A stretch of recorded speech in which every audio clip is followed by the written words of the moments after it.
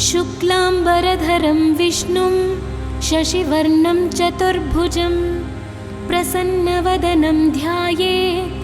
सर्वविघ्नोपशान्तये। यस्य द्विरदवक्त्राद्याः पारिषद्याः परशतं विघ्नं निघ्नन्ति सततं विश्वक्सेनं तमाश्रये। व्यासं वसिष्ठनप्तारं शक्तेः पौत्रमकल्मषं पराशरात्मजं वन्दे शुकतातं तपोनिधिं। व्यासाय विष्णुरूपाय व्यासरूपाय विष्णवे नमो वै ब्रह्मनिधये वासिष्ठाय नमो नमः। अविकाराय शुद्धाय नित्याय परमात्मने सदैकरूपरूपाय विष्णवे सर्वजिष्णवे। यस्य स्मरणमात्रेण जन्मसंसारबन्धनात् विमुच्यते। नमस्तस्मै विष्णवे प्रभविष्णवे। ॐ नमो विष्णवे प्रभविष्णवे। श्रुत्वा धर्मानशेषेण पावनानि च सर्वशः युधिष्ठिरः शान्तनवं पुनरेवाभ्यभाषत। किमेकं दैवतं लोके किं वाप्येकं परायणं स्तुवन्तः कं कमर्चन्तः प्राप्नुयुर्मानवाः शुभं। को धर्मः सर्वधर्माणां भवतः परमो मतः। किं जपन्मुच्यते जन्तुर्जन्म संसारबन्धनात्। जगत्प्रभुं देवदेवमनन्तं पुरुषोत्तमं स्तुवन्नाम सहस्रेण पुरुषः सततोऽधितः। तमेव चार्चयन् नित्यं भक्त्या पुरुषमव्ययं ध्यायन् स्तुवन् नमस्यंश्च यजमानस्तमेव च। अनादिनिधिनं विष्णुं सर्वलोकमहेश्वरं लोकाध्यक्षं स्तुवन् नित्यं सर्वदुःखातिगो भवेत्। ब्रह्मण्यं सर्वधर्मज्ञं लोकानां कीर्तिवर्धनं लोकनाथं महाद्भुतं सर्वभूतभवोद्भवम्। येष मे सर्वधर्माणां धर्मोऽधिकतमो मतः। यद्भक्त्या पुण्डरीकाक्षं स्तवैरर्चेन्नरः सदा। परमं यो महत्तेजः परमं यो महत्तपः परमं यो महद्ब्रह्म परमं यः परायणं। पवित्राणां पवित्रं यो मङ्गलानां च मङ्गलं दैवतं देवतानां च भूतानां यो व्ययः पिता। यतः सर्वाणि भूतानि भवन्त्यादियुगागमे यस्मिंश्च प्रलयं यान्ति पुनरेवायुगक्षये। तस्य लोकप्रधानस्य जगन्नाथस्य भूपते विष्णोर्नाम सहस्रं मे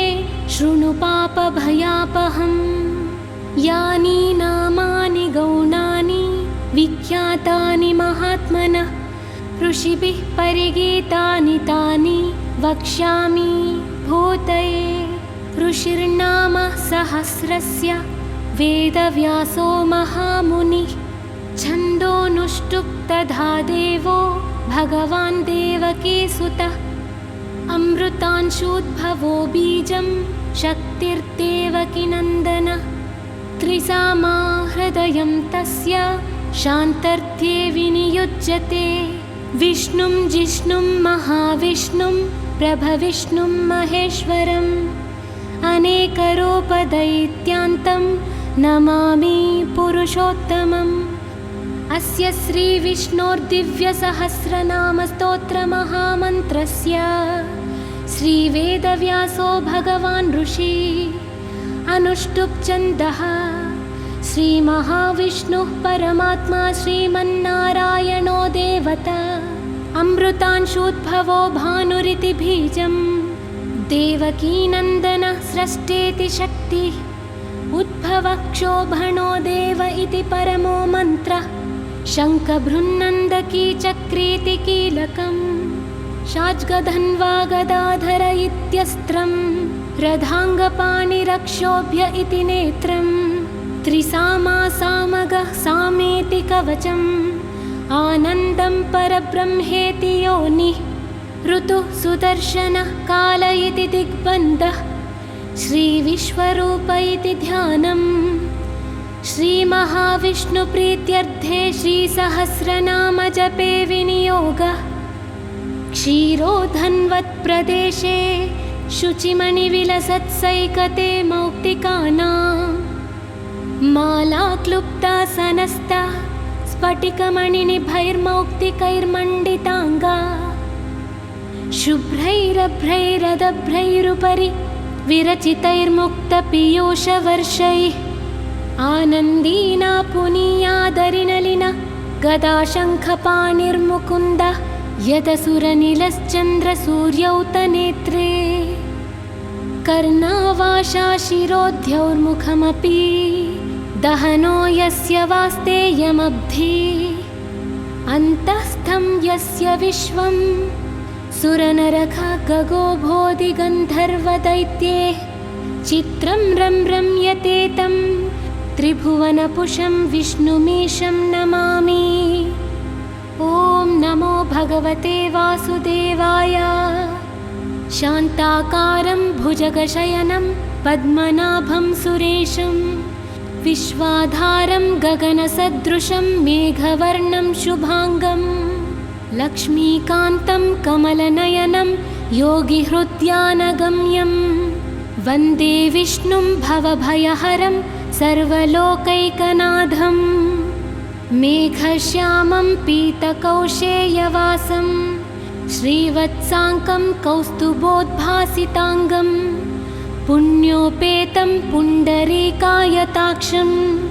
विष्णुं वन्दे सर्वलोकैकनाथं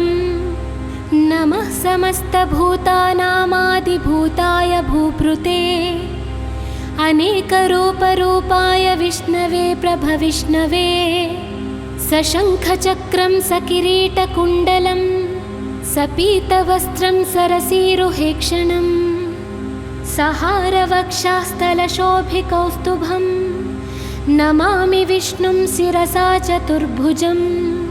छायायां पारिजातस्य हेमसिंहासनोपरि आसीनमम्बुदस्यामा मायताक्षामलङ्कृतं चन्द्राननं चतुर्बाहुं श्रीवत्साङ्कितवक्षसं रुक्मिणी सत्यभामाभ्यां सहितं कृष्णमाश्रये विश्वं विष्णुर्वषट्कारो भूतभव्यभवत्प्रभो भूतकृद्भूतभृद्भावो भूतात्मा भूतभावना भूतात्मा परमात्मा च मुक्तानां परमागतिः अव्यय पुरुषः साक्षी क्षेत्रज्ञोऽक्षर एव च योगो योगविदां नेता प्रधानपुरुषेश्वरः नारसिंहवपुः श्रीमान् केशवः पुरुषोत्तमः सर्वः शर्वः शिवः स्थाणुर्भूता धीर्निधिरव्ययः सम्भवो भावनो भर्ता प्रभव प्रभुरीश्वरः स्वयंभू शम्भुरादित्याः पुष्कराक्षो महास्वनः अनादिनिधनो धाता विधाता धातुरुत्तमः अप्रमेयो हृषीकेशः पद्मनाभोमरप्रभु विश्वकर्मा मनुस्तष्टा स्थविष्टः स्थविरो ध्रुवः अग्राह्यः शाश्वतः कृष्णो लोहिताक्ष प्रतर्दनः प्रभूतस्त्रीककुद्धामा पवित्रं मङ्गलं परम् ईशानः प्राणदः प्राणो ज्येष्ठः श्रेष्ठः प्रजापति हिरण्यगर्भो भूगर्भो माधवो मधुसूदन ईश्वरो विक्रमी धन्वी मेधावी विक्रमः क्रमः अनुत्तमो दुराधर्षः कृतज्ञः कृतिरात्मवान् सुरेशः शरणं शर्मा विश्वरेताः प्रजाभवः अहः संवत्सरो व्याळः प्रत्ययः सर्वदर्शनः अजः सर्वेश्वरः सिद्धः सिद्धिसर्वादिरच्युतः वृषा कपिरमेयात्मा सर्वयोगविनिःसृतः वसुर्वसुमना सत्या समात्मा संमितः समः अमोघपुण्डरीकाक्षो वृषकर्मा वृषाकृतिः रुद्रो बहुशिरा बभ्रुर्विश्वा योनिःशुचिश्रवा अमृतः शाश्वतः स्थाणुर्वरारोहो महातपाः सर्वगः सर्वविद्भानुः विश्वक्सेनो जनार्दनः वेदो वेदविदव्यङ्गो वेदाङ्गो वेदवित्कविः लोकाध्यक्षः सुराध्यक्षो धर्माध्यक्षः कृतकृतः चतुरात्मा चतुर्व्यूहश्चतुर्धंष्ट्र चतुर्भुजः भ्राजिष्णुर्भोजनं भोक्ता सहिष्णुर्च गदादिजः अनघो विजयो जेता विश्वयोनिः पुनर्वसु उपेन्द्रो वामनः प्रांशु अमोघ शुचिरूर्जितः अतीन्द्रः सङ्ग्रहः सर्गो धृतात्मा नियमो यमः वेद्यो वैद्यः सदा योगी वीरः माधवो मधुः अतीन्द्रियो महामायो महोत्साहो महाबलः महाबुद्धिर्महावीर्यो महाशक्तिर्महाद्युतिः अनिर्देश्य वपुः श्रीमान् अमेयात्मा महाद्रितृत् महेश्वासो महीभर्ता श्रीनिवासः सतां गतिः अनिरुद्धासुरानन्दो गोविन्दो गोविन्दाम्पतिः परिचिर्तमनोहंसः सुवर्णो भुजगोत्तमः हिरण्यनाभः सुतपाः पद्मनाभः प्रजापतिः अमृत्युः सर्वदृक्सिंहाः सन्धाता सन्धिमान् स्थिरः अजो दुर्मर्शनः शास्ता विश्रुतात्मा सुरारिः गुरुर्गुरुतमो धामा सत्यः सत्यपराक्रमः निमिषो निमिषस्रग्वी वाचस्पतिरुदारधीः अग्रनिर्ग्रामणीः श्रीमान् न्यायो नेता समीरणः सहस्रमूर्धा विश्वात्मा सहस्राक्षः सहस्रपात् आवर्तनो निवृत्तात्मा संवृतः सम्प्रमर्दनः अहः संवर्तको वह्नि रनिलो धरणीधरः सुप्रसादः प्रसन्नात्मा विश्वसृग्विश्वभुग्विभुः सत्कर्ता सत्कृतः साधुर्जहो नारायणो नरः असङ्ख्येयो प्रमेयात्मा विशिष्टः शिष्टकृश्चुचि सिद्धार्थः सिद्धसङ्कल्पः सिद्धिदसिद्धिसाधनः वृषा हि वृषभो विष्णुः वृषपर्वा वृषोदरः वर्धनो वर्धमानश्च विविक्तः श्रुतिसागरः सुभुजो दुर्धरो वाग्मी महेन्द्रो वसुदो वसु नैकरूपो बृहद्रूपः शिपिविष्टः प्रकाशनः ओजस्तेजोद्युतिधरः प्रकाशात्मा प्रतापनः रुद्धस्पष्टाक्षरो मन्त्रः चन्द्राशुर्भास्करद्युतिः अमृतांशुद्भवो भानो शशबिन्दुः सुरेश्वरः औषधं जगतः सेतुः सत्यधर्मः पराक्रमः भूतभव्यः भवन्नादः पवनः पावनो नलः कामः कामकृत्कान्तः कामः कामप्रदः प्रभुः युगादिकृत्युगावर्तो नैकमायो महाशनः अदृश्यो व्यक्तरूपश्च सहस्रजिदनन्तजित् इष्टो विशिष्टः शिष्टेष्टा शिखण्डी नहुषो वृषः क्रोधः क्रोधकृत्कर्ता विश्वबाहुर्महीधरः अच्युतः प्रतितः प्राणः प्राणदो वासवानुजः अपान्निधिरधिष्ठाना मप्रमत्तः प्रतिष्ठितः स्कन्दस्कन्दधरो धुर्यो वरदो वायुवाहनः वासुदेवो बृहद्भानु रादिदेवः पुरन्दरः अशोकस्तारणस्तारः शूरः शौरिर्जनेश्वरः अनुकूलः शतावर्तः पद्मी पद्मनिभेक्षणः पद्मनाभोरविन्दाक्षः पद्मगर्भः शरीरभृत् महर्धिरुद्धो वृद्धात्मा महाक्षो गरुडध्वजः अतुलः शरभो भीमः समयज्ञो हाविर्हरि सर्वलक्षणलक्षण्यो लक्ष्मीवान् समितिञ्जयः विक्षरो रोहितो मार्गो हेतुर्दामोदरः सहा महीधरो महाभागो वेगवानमिताशनः उद्भवो क्षोभणो देवः श्रीगर्भः परमेश्वरः करणं कारणं कर्ता विकर्ता गहनो गुहा व्यवसायो व्यवस्थानः संस्थानः स्थानदो ध्रुवः परर्ति परमस्पष्टः तुष्टः पुष्टः शुभेक्षणः रामो विरामो विरतो मार्गो नेयो नयो नयः वीरशक्तिमतां श्रेष्ठो धर्मो धर्मविदुत्तमः वैकुण्ठपुरुषः प्राणः प्राणदः प्रणमः पृदुः हिरण्यगर्भः शत्रुघ्नो व्याप्तो वायुरधोक्षजः ऋतुः सुदर्शनः कालः परमेष्टि परिग्रहः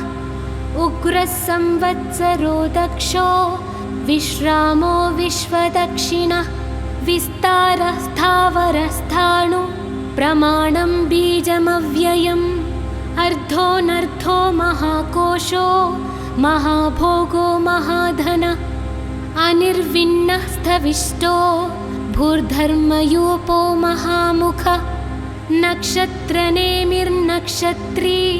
क्षमः क्षामः समीहन यज्ञयुज्यो महेज्यश्च क्रतुः सत्रं सताङ्गति सर्वदर्शी निवृत्तात्मा सर्वज्ञो ज्ञानमुत्तमं सुव्रतः सुमखः सूक्ष्मः सुघोषः सुखदः सुहृत् मनोहरोजितक्रोधो वीरबाहुर्विदारणः स्वापनस्वावशो व्यापी नैकात्मा नैककर्मकृत् वत्सरो वत्सलो वत्सी रत्नगर्भो धनेश्वरः धर्मगुब्धर्मकृद्धर्मी सदक्षरमसक्षरम् अविज्ञाता सहस्रांशुः विधाता कृतलक्षणः गभस्तिनेमिः सत्त्वस्थ सिंहो भूतमहेश्वर आदिदेवो महादेवो देवेशो देवभृद्गुरुः उत्तरो गोपतिर्गोप्ता ज्ञानगम्यः पुरातनः शरीरभूतभृद्भोक्ता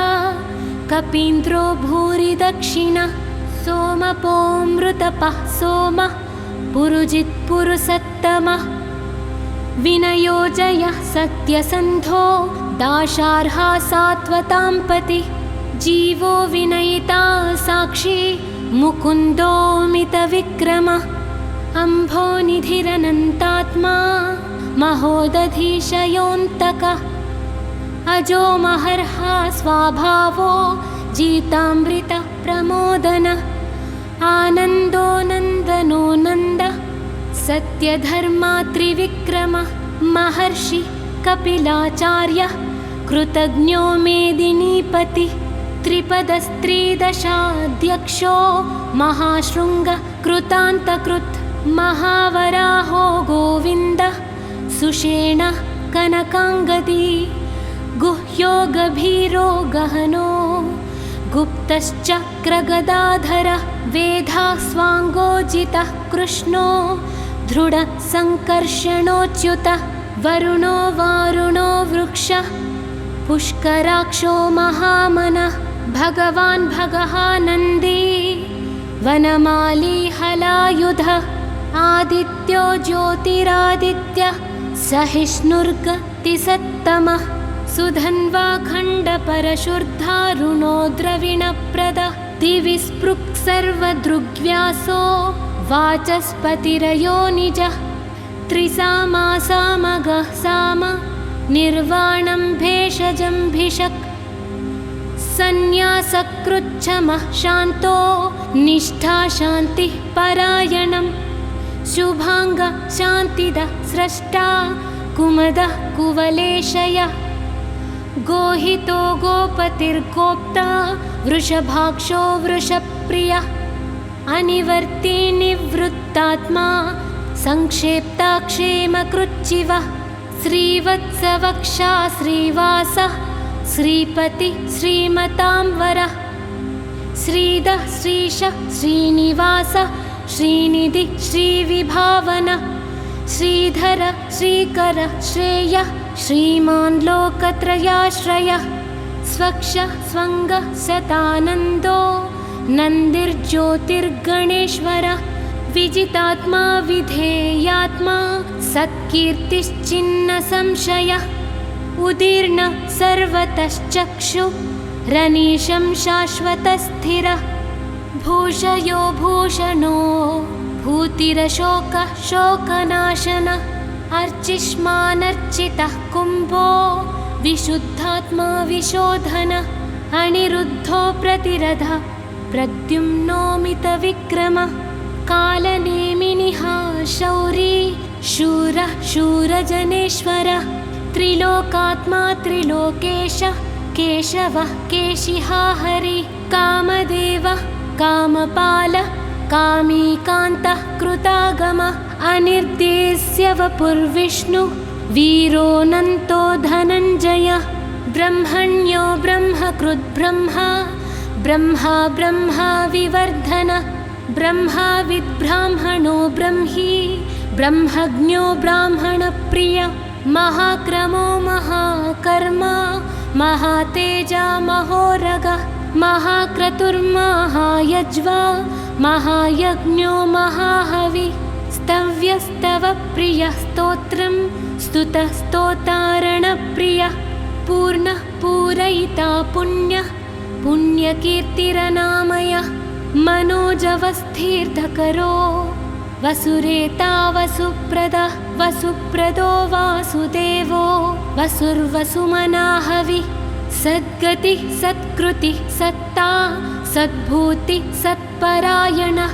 सूरसेनो यदुश्रेष्ठः सन्निवासः सुयामुनः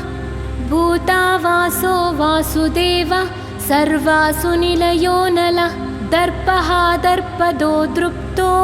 दुर्धरोधापराजितः विश्वमूर्तिर्महामूर्तिः दीप्तिमूर्तिरमूर्तिमान् अनेकमूर्तिरव्यक्तः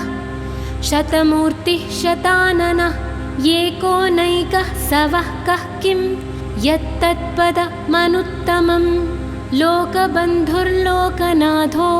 माधवो भक्तवत्सलः सुवर्णवर्णो हेमाङ्गो पराङ्गश्चन्दनाङ्गदी वीरः विषमः शून्यो घृताशीरचलश्चलः अमानीमानदो मान्यो लोकस्वामी त्रिलोकधृत् समेधामेधजो धन्यः सत्यमेधाधराधरः तेजो वृषोद्युतिधरः सर्वशस्त्रभृतांवरः प्रग्रहो निग्रहो व्यग्रो नैकशृङ्गो गदाग्रजः चतुर्मूर्तिश्चतुर्बाहुश्चतुर्व्यूहश्चतुर्गतिः चतुरात्मा चतुर्भावश्चतुर्वेदविदेकपात् समावर्तो निवृत्तात्मा दुर्जयो दुरतिक्रमः दुर्लभो दुर्गमो दुर्गो दुरावासो दुरारिहा शुभांगो लोकसारङ्गः सुतन्तुस्तन्तुवर्धनः इन्द्रकर्मा महाकर्मा कृतकर्मा कृतागमः उद्भवः सुन्दरः सुन्दो रत्ननाभः सुलोचनः अर्को वाजसनि शृङ्गी जयन्तः सर्वविजयी सुवर्णबिन्दुरक्षोभ्यः सर्ववागीश्वरेश्वरः महाहृदो महागर्तो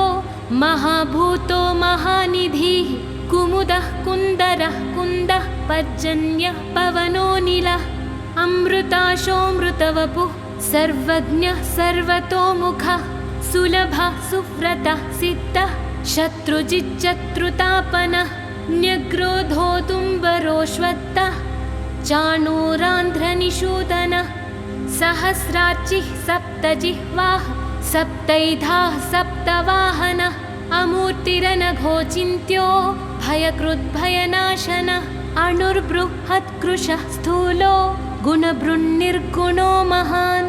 अधृतः स्वधृतः स्वास्य प्राग्वंशो वंशवर्धनः भारभृत्कथितो योगी योगीशः सर्वकामदः अश्रमः श्रवणः क्षामः सुवर्णो वायुवाहनः धनुर्धरो धनुर्वेदो दण्डो दमयिता दमः अपराजितः सर्वसहो नियन्ता नियमो यमः सत्त्ववान् सात्विकः सत्यः सत्यधर्मपरायणः अभिप्रायः प्रियार्होर्हः प्रियकृत्प्रीतिवर्धनः विहाय सगतिर्ज्योतिः सुरुचिर्हुतभुग्विभुः रविर्विरोचनः सूर्यः सविता रविलोचनः अनन्तहुतभुग्भोक्ता सुखदो नैकदोऽग्रजः अनिर्विण्णः सदामर्षि लोकाधिष्ठानमद्भुतः सनातनतमः कपिलः कपिरव्ययः स्वस्तिदः स्वस्तिकृत् स्वस्ति स्वस्तिबुक् स्वस्ति दक्षिणः अरौद्रः कुण्डलीचक्री विक्रम्यूर्जितशासनः शब्दातिगः शब्दसः शिशिरः शर्वरीकरः अक्रूरः पेशलो दक्षो दक्षिणः क्षमिणाम्बरः विद्वत्तमो वीतभयः पुण्यश्रवणकीर्तनः उत्तारणो दुष्कृतिः पुण्यो दुःस्वप्ननाशनः वीरः रक्षणः सन्तो जीवनः पर्यवस्थितः अनन्तरूपोऽनन्तश्रीर्जितमन्युर्भयापहः चतुरस्रो गभीरात्मा विदिशो व्यादिशो दिशः अनादिर्भूर्भुवो लक्ष्मी सुवीरो रुचिराङ्गदः जननो जनजन्मादिः भीमो भीमपराक्रमः आधारनिलयो धाता पुष्पहासः प्रजागरः ऊर्ध्वगः सप्तधाचारः प्राणदः प्रणवः पणः प्रमाणं प्राणनिलयः प्राणधृत् प्राणजीवनः तत्त्वं तत्त्वविदेकात्मा जन्म मृत्युजरातिगः भूर्भुवः स्वस्तरुस्तारः सविता प्रपितामहः यज्ञो यज्ञपतिर्यज्वा यज्ञाङ्गो यज्ञवाहनः यज्ञभृत्यज्ञकृद्यज्ञी यज्ञभुग्यज्ञसाधनः यज्ञान्तकृद्यज्ञगुह्यामन्नमन्नादयेव च आत्मयोनिः स्वयं जातो वैखानः सामगायनः देवकीनन्दनः स्रष्टा क्षितीशः पापनाशनः शङ्खबृन्नन्दकी चक्री शार्ङ्गधन्वा गदाधरः रथाङ्गपाणिरक्षोभ्यः सर्वप्रहरणायुधः श्री सर्वप्रहरणायुधः ॐ नम इति वनमाली गदेशाज्ञी शङ्खी चक्री च नन्दकी श्रीमान्नारायणो विष्णुर्वासुदेवोऽभिरक्षतु श्रीवासुदेवोऽभिरक्षतु ॐ नम इतीदं कीर्तनीयस्य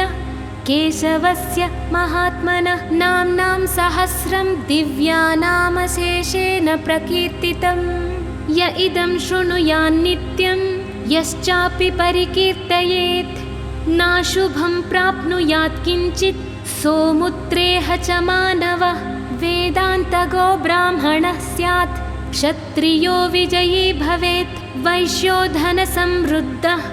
स्वाच्छूद्रसुखमवाप्नुयात् धर्मार्थी प्राप्नुयात् धर्ममर्थार्थी चार्धमाप्नुयात् कामानवाप्नुयात् कामी प्रजार्थी चाप्नुयात् प्रजाः भक्तिमान् यः सदोद्धाय शुचिस्तत्गतमानसः सहस्रं वासुदेवस्य नाम्नामेतत् प्रकीर्तयेत् यशः प्राप्नोति विपुलं ज्ञातिप्राधान्यमेव च अचलां श्रियमाप्नोति श्रेयः प्राप्नोत्यनुत्तमम् न भयं क्वचिदाप्नोति वीर्यं तेजश्च विन्दति भवत्यरोगोद्युतिमान् बलरूपगुणान्वितः रोगार्तो मुच्यते रोगात् बद्धो मुच्येत बन्धनात् भयान्मुच्येत भीतस्तु मुच्येतापन्न आपदः दुर्गाण्यतितरत्याशु पुरुषः पुरुषोत्तमम् स्तुवन्नाम सहस्रेण नित्यं भक्तिसमन्वितः वासुदेवाश्रयो मर्त्यो वासुदेवपरायणः सर्वपापविशुद्धात्मा याति ब्रह्म सनातनम् न वासुदेवभक्तानामशुभं विद्यते क्वचित् जन्म मृत्युजराव्याधिभयं नैवोपजायते इमं स्तवमधीयानः श्रद्धाभक्तिसमन्वितः युज्येतात्मसुखक्षान्ति श्रीधृतिस्मृतिकीर्तिभिः न क्रोधो न च मात्सर्यं न लोभो नाशुभामतिः भवन्ति कृतपुण्यानां भक्तानां पुरुषोत्तमे द्यौः स चन्द्रार्कनक्षत्रा खं दिशो भूर्महोदधिः वासुदेवस्य वीर्येण विद्रुतानि महात्मनः ससुरासुरगन्धर्वं स यक्षोरगराक्षसं जगद्वशे वर्ततेदं कृष्णस्य सचराचरम् इन्द्रियाणि मनोबुद्धिः सत्त्वं तेजो बलं धृतिः वासुदेवात्मकान्याहुः क्षेत्रं क्षेत्रज्ञ एव च सर्वागमानामाचारः प्रथमं परिकल्पितः आचारप्रथमो धर्मो धर्मस्य प्रभुरच्युतः ऋषयः पितरो देवा महाभूतानि धातवः जङ्गमाजङ्गमं चेदं जगन्नारायणोद्भवं योगज्ञानं तथा साङ्ख्यं विद्याः शिल्पादिकर्म च वेदाः शास्त्राणि विज्ञानमेतत्सर्वं जनार्दनात् एको विष्णुर्महद्भूतं हृदग्भूतान्यनेकशः त्रीन् लोकान् व्याप्य भूतात्मा भुङ्क्ते विश्वभुगव्ययः इमं स्तवं भगवतो विष्णोर्व्यासेन कीर्तितं पठेद्य इच्छेत् पुरुषः श्रेयः प्राप्तुं सुखानि च विश्वेश्वरमजं देवं जगतः प्रभवाप्ययं भजन्ति ये पुष्कराक्षं न ते यान्ति पराभवम् ॐ नम इति पद्मपत्रविशालाक्ष पद्मनाभसुरोत्तम भक्तानामनुरक्तानां त्राता भवजनार्दन यो मां नाम सहस्रेण स्तोतुमिच्छति पाण्डव सोऽहमेकेन श्लोकेन स्तुत एव न संशयः ॐ नम इति वासनाद्वासुदेवस्य वासितं ते जगत्त्रयं सर्वभूतनिवासोऽसि वासुदेव नमोऽस्तु ते श्रीवासुदेव नमोऽस्तु ते ॐ नम इति केनोपायेन लघुना विष्णोर्नाम सहस्रकं पठ्यते पण्डितैर्नित्यं श्रोतुमिच्छाम्यहं प्रभो श्रीराम राम रामेति रमे रामे मनोरमे सहस्रनाम तत्तुल्यं रामनाम वरानने श्रीरामनाम वरानना ॐ नम इति नमोऽस्त्वनन्ताय सहस्रमूर्तये सहस्रपादाक्षि शिरोरुबाहवे सहस्रनाम्ने पुरुषाय शाश्वते सहस्रकोटियुगधारिणे नमः सहस्रकोटियुगधारिण ॐ नम इति यत्र योगेश्वरः कृष्णो यत्र पार्थो धनुर्धरः तत्र श्रीर्विजयो भूतिर्धुवानीतिर्मतिर्मम अनन्याश्चिन्तयन्तो मां ये जनाः पर्युपासते तेषां नित्याभियुक्तानां योगक्षेमं वहाम्यहं परित्राणाय साधूनां विनाशाय च दुष्कृतां धर्मसंस्थापनार्थाय सम्भवामि युगे युगे आर्ता विषन्नाः शिथिलाश्च भीताः घोरेषु च व्याधिषु वर्तमानाः संकीर्त्य नारायणशब्दमात्रं विमुक्तदुःखाः सुखिनो भवन्ति कायेन वाचा मनसेन्द्रियैर्वा बुद्ध्यात्मना वा प्रकृते स्वभावात् करोमि यद्यत् सकलं परस्मै नारायणायेति समर्पयामि इति श्री विष्णुसहस्रनामस्तोत्रं समाप्तम्।